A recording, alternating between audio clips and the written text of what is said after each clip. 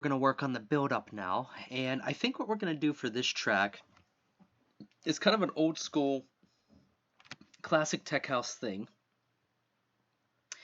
And if I can remember how to do this, I think what we're going to do is take our bass, steel drum, renamed woo vocals, the woo, and then the choir vocals. We've clicked on the bass. We're going to shift click on the choir vocals so that all 4 tracks are selected.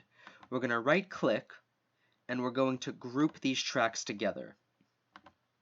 What we're going to call this for now is just the verb, or actually the reverb group. We're going to fly on over here to audio effects. We're going to go into reverb, and I think we're going to go for the space chorus setting. I think that'll be okay for this. What we're going to do inside of this group now is we're going to reverb this to the point where it's basically destroyed. It's going to make people feel distant, it's going to be disorienting, and then basically right before the drop, we will cut the reverb and then everything will come back in very dry, basically snapping people back into reality. Or at least that's kind of the desired thought of effect with this kind of technique. So up here in our verb group, we click on it, we click A, and we should be able to select our reverb. I think all we'll need to do really is mess with the dry wet, which you can see as I'm moving the knob, it's moving that red line. So if we turn that all the way down, and we click on build up, right where build up was marked, hopefully you've marked your template as well, and if you haven't, go back and do that. And I think something like this should work. It's probably way overkill, but let's find out, and then probably what we'll have to do is throw a compressor on here.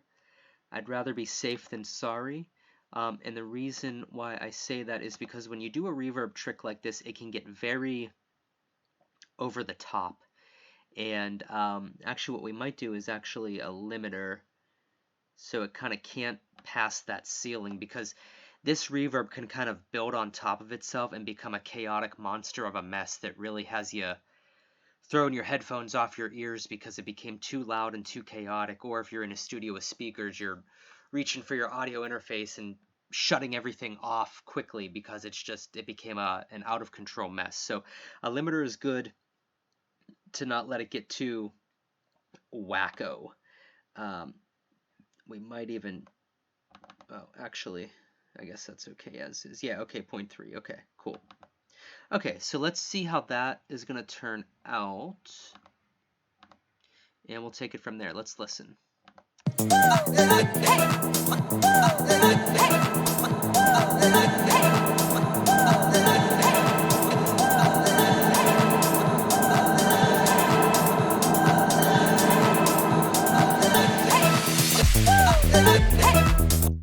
Okay, cool. That is a kind of a quick and dirty way of it. What I might do is maybe we'll leave that where it is, but we'll probably take this, whoops, oh, for crying out loud, and maybe we'll cut all of these back and see how that goes. We might even do something a little bit like that, just to keep it tame. In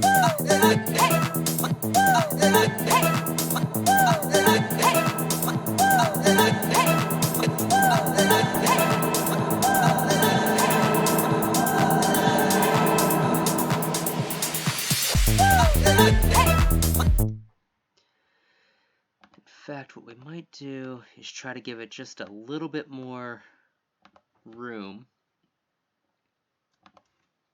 Get rid of that, get rid of this, and let's just see where our drums are at here. Might go through all of these and go like that. Let's see how that goes. But I'm hoping that you can hear the idea already. The idea is to create distance, create space, get the listener to feel sort of disassociated out there, outer space, and then you snap them back into reality with the drop.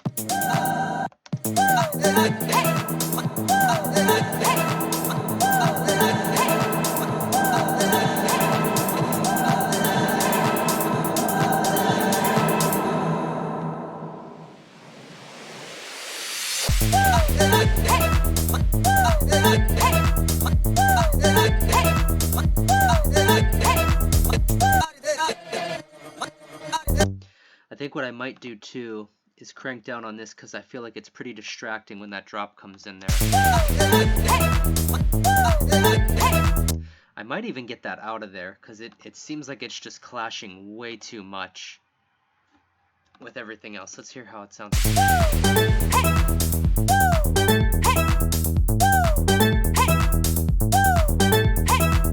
I might do something about those other vocals too because they're quite I mean, it's the purpose of this music is kind of by nature repetitive, but just getting lost on this for a minute because this is the first time I'm really hearing the drop and really paying attention. So just a little bit of surgical work here for a minute.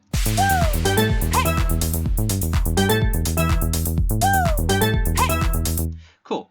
And keep in mind, guys, once we actually go into the mixing phase, which I know we're starting to get a little bit blurry here, but once we actually get into the mixing phase, we'll probably do things like take the steel drums, put a little New York compression on them, which I'll explain. We'll probably make them wider.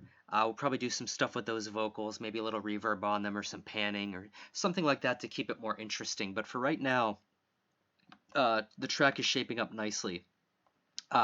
So really good way, cool way to add some texture to your breakdown, freak people out a little bit. What I might do on the EQ here, which actually it seems like we can probably do right in the, yeah, perfect, something like that. And if we could just dip that down just a bit more.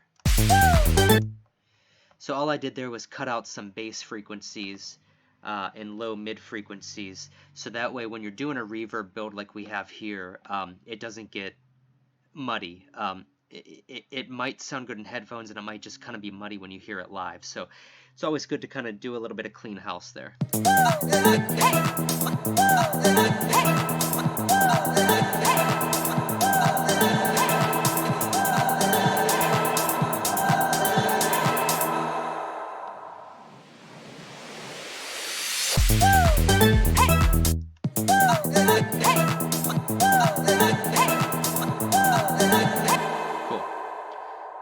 Let's see, I might even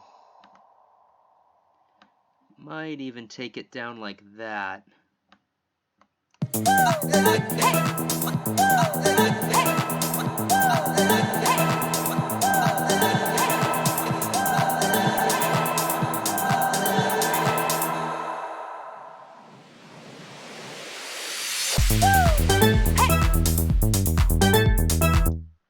Okay, cool. Now what we could do too is we could start to do some other things with individual instruments. Like I'm hearing here on the frequency of the filter, maybe we'll try something more like that. We might filter down here, and as this builds, maybe we'll get rid of the high frequency of the steel drums, so that way when they come in on the drop, your ears aren't kind of used to that high frequency sound, and therefore it snaps you back into reality more. So let's see how this sounds when we take the high frequencies of the steel drums away.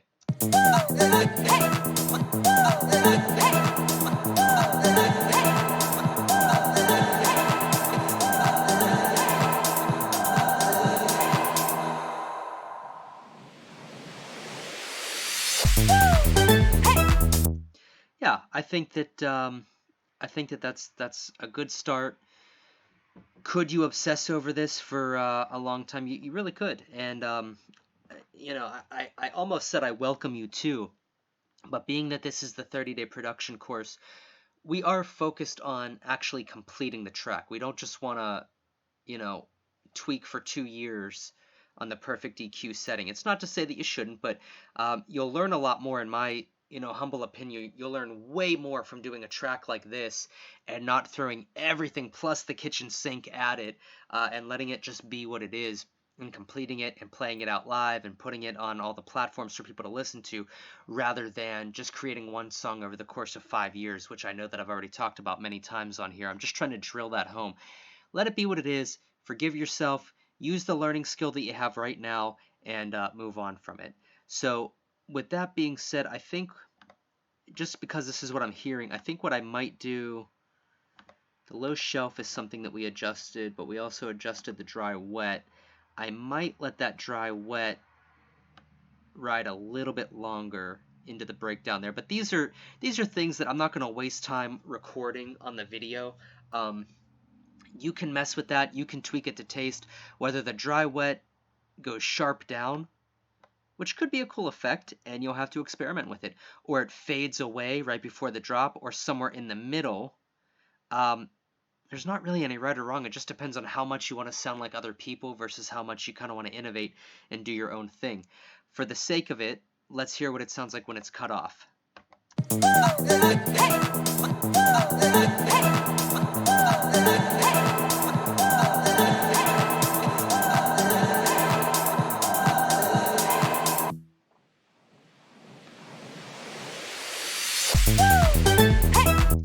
Okay, it cuts off so sharp and abruptly, some people would probably scoff at that.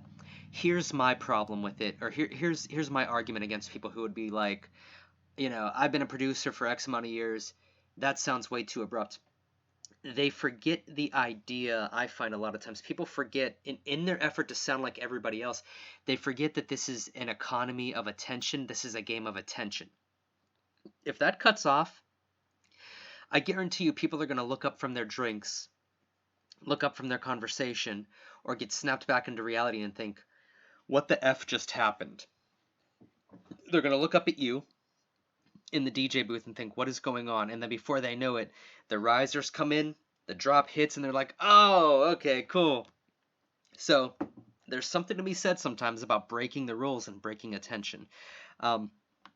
We'll see if I keep that or not. Maybe I will, just to be weird, and just go for it. But I think that's good right now. The only thing I'd like to throw in here next is a fill of some sort. But we'll do that in the next video. We'll get a little fill for that kind of bald spot, that bare space there. Let's get something in there, and it'll help us kind of move into the drop. Thank you. See you in the next video.